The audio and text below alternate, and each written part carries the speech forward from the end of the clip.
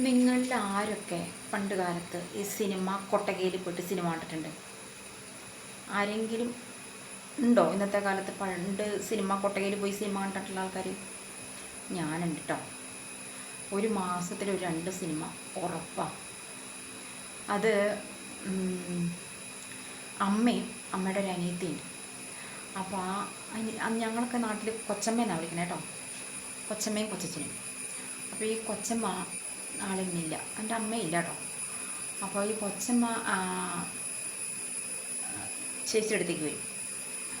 വന്നിട്ട് പറയും, നമുക്ക് ഇന്ന സിനിമ നല്ലത് പറഞ്ഞും വന്നിട്ടുണ്ട്. ജയനും സോമനും മധുവൊക്കെ ആരാധനാ കഥാപാത്രങ്ങളാണല്ലോ അന്ന്. അപ്പോൾ വന്നിട്ടുണ്ട് ചേച്ചി, നമുക്ക് പോവാം എന്ന് പറയും. അപ്പോൾ അമ്മയ്ക്ക് വീട്ടിൽ അച്ഛൻ്റെ അനുവാദം കിട്ടണം, അവിടെയും കൊച്ചച്ഛൻ്റെ അനുവാദം കിട്ടണം. പക്ഷെ അത് അവിടെ ഈസിയാണ്, ഇവിടെ പക്ഷെ അത്ര ഈസി അല്ല അനുവാദം കിട്ടാനായിട്ട്. എന്നിട്ട് അമ്മ ഞങ്ങളോട് പറയും അച്ഛനോട് അനുവാദം വാങ്ങാനായിട്ട്. അപ്പോൾ ഞങ്ങൾ അച്ഛൻ്റെ അടുത്തേക്ക്, അച്ഛാ ഞങ്ങൾ സിനിമയ്ക്ക് പോയിക്കോട്ടെ അച്ഛാ. അപ്പോൾ അച്ഛൻ പറയും, അടുത്ത വെള്ളിയാഴ്ച വാ, ഞാനൊരു അവധി പറയാമെന്ന് പറയും. അങ്ങനെ പിന്നെ അച്ഛനെ സോപ്പിട്ട് എന്താന്ന് വെച്ചാൽ ചെയ്തോ എന്ന് പറയും. അതാണ് അച്ഛൻ്റെ അനുവാദ വാക്ക്. അപ്പം ഞങ്ങളങ്ങനെ സിനിമയ്ക്ക് പോകും. ഓലമേഞ്ഞ സിനിമ തിയേറ്ററാണ് കേട്ടോ, സിനിമ കൊട്ടക.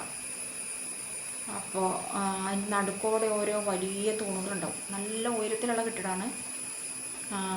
നടുക്കോടെ വലിയ വലിയ തൂണുണ്ടാവും. ഈ തേക്കിൻ്റെ ഒറ്റത്തടികൾ, അന്ന് അതൊക്കെ സുലഭമാണല്ലോ. ഈ വഴിയിലൊക്കെ KSBയുടെ പോസ്റ്റും തേക്കും കാലമായിരുന്നു.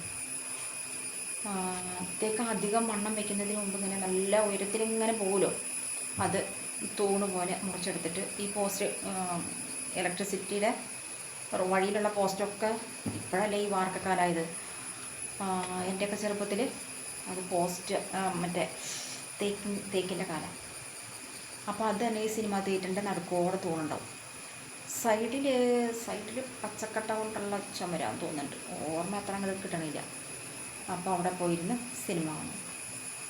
അങ്ങനെ മാസത്തിൽ 2 സിനിമയൊക്കെ കാണാറുണ്ട് കേട്ടോ അന്ന് കാലങ്ങളിൽ. പിന്നെ ഈ വീടുകളൊക്കെ ടി വി വന്നു. അതോടൊപ്പം നമുക്കും ഇത്തിരി പ്രായവും ഒക്കെ ആയിട്ടൊരു നാണക്കേടൊക്കെ തോന്നുന്ന ഒരു പ്രായം. സിനിമ തിയേറ്ററിൽ പോയിട്ട് സിനിമ കാണാനായിട്ട്, തിയേറ്ററിലെ കൊട്ടക. അങ്ങനെ ഒരു സിനിമ കാണാൻ വേണ്ടി ചെന്നപ്പം അവിടെ ആരുമില്ല, സിനിമ കാണാനായിട്ട് ആരുമില്ല. കാരണം ആൾക്കാരൊക്കെ അങ്ങനെ നിർത്തി, പരിപാടി അങ്ങോട്ട് സ്റ്റോപ്പ് ചെയ്തു. അല്ലെങ്കിൽ സിനിമ കൊട്ടയുടെ മുറ്റത്തേക്ക് ചെല്ലുമ്പോൾ നമുക്ക് കാലെടുത്ത് വയ്ക്കാൻ സ്ഥലമില്ലാത്ത പോലെ ജനങ്ങളുള്ളിടത്ത് ആരും ഇല്ല. അയ്യോ, ഞങ്ങൾക്ക് ആ സിനിമ കൊട്ടകയുടെ മുറ്റത്തേക്ക് കയറാൻ വരെ ഭയങ്കര എന്താ പറയുക, ഒരു ജാള്യത തോന്നിട്ടോ.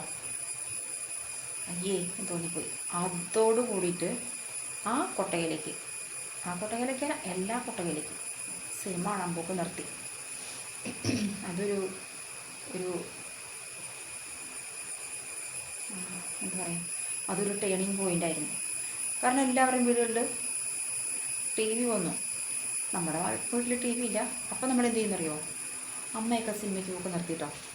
ഞങ്ങളപ്പോൾ വൈകുന്നേരം ആകുമ്പോഴത്തേക്കും, ശനിയും ഞായറും ദിവസങ്ങളൊന്നും ഉണ്ട്, വീട്ടിലെ പണികളെല്ലാം പെട്ടെന്ന് തീർത്ത് പശുവിന് പുല്ലരിയുക, തുണികളൊക്കെ കുളിക്കുക, ഇങ്ങനെയുള്ള കാര്യങ്ങളൊക്കെ വേഗം ചെയ്തിട്ട് ഓടും TV ഉള്ള വീട്ടിലേക്ക്. അങ്ങനെയൊക്കെയൊരു കാലം ഉണ്ടായിരുന്നു. ഇന്നിപ്പോൾ നല്ല അടിപൊളി നമ്മുടെ രാഗം തിയേറ്ററൊക്കെ തൃശ്ശൂർ പോകാറുണ്ട്. പിന്നെ ഇപ്പോൾ ലാസ്റ്റ് കണ്ട സിനിമ വാഴ 2 കണ്ടു. 1ഉം 3 കണ്ടില്ല, 2 കണ്ടു. നല്ല സിനിമ കേട്ടോ, നല്ല കുട്ടികളുടെ നല്ലൊരു സിനിമ. വാഴ ഇഷ്ടപ്പെട്ടു. എൻ്റെ സംസാരം തൊട്ടിൽ കിടക്കുന്ന കുഞ്ഞുറങ്ങി, ഉറങ്ങി നല്ല എഴുന്നേറ്റു, മോള് കേൾക്കുന്നുണ്ട്, പറയുന്നുള്ളൂ. അപ്പോൾ അതാണ് സിനിമയുമായിട്ട് ബന്ധപ്പെട്ട കഥകൾ. അതോടുകൂടി സിനിമ കൊട്ടകയിൽ പോയിട്ടുള്ള സിനിമകൾ നിർത്തി. പിന്നെ കാലങ്ങൾ കഴിഞ്ഞപ്പോൾ ഇവിടെ തൃശ്ശൂരല്ല, തൊടുപുഴ ശ്രീകൃഷ്ണയിൽ പോയിട്ട് കണ്ട സിനിമയുടെ പേര് പറഞ്ഞു. അവിടെ പോയി കണ്ടിട്ടുണ്ട്, 1 2 തച്ചു അങ്ങനെ ഏതാണ്ടൊരു സിനിമ. പിന്നെ ഇപ്പോൾ രാഗത്തിലൊക്കെ പോയ കാലമൊക്കെ മറന്നു കേട്ടോ. അമ്പലൂർ പോയിട്ട് ഏതാ സിനിമ അതായിട്ട് പേര് പറഞ്ഞു, അവിടെ പോയിട്ടാണ് വാഴ കണ്ടത്. നല്ല സിനിമ. അതൊക്കെയാണ് സിനിമയുമായിട്ടുള്ള ബന്ധങ്ങൾ.